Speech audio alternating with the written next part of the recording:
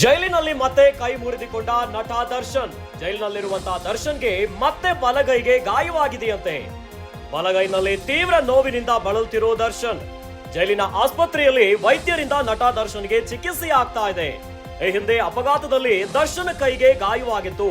ಕೈ ಆಪರೇಷನ್ ಅನ್ನ ಮಾಡಿಸಿಕೊಂಡಿದ್ದ ನಟ ದರ್ಶನ್ ಈಗ ಅದೇ ಕೈಯಲ್ಲಿ ನೋವು ಕಾಣಿಸಿಕೊಂಡ ಹಿನ್ನೆಲೆ ಚಿಕಿತ್ಸೆಯನ್ನ ಪಡೆದಿದ್ದಾರೆ.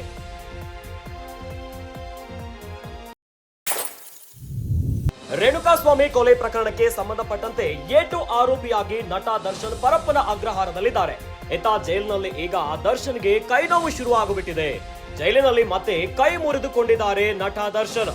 ಜೈಲಿನಲ್ಲಿರುವಂತಹ ದರ್ಶನ್ಗೆ ಮತ್ತೆ ಬಲಗೈಗೆ ಈಗ ಗಾಯವಾಗಿಬಿಟ್ಟಿದೆ.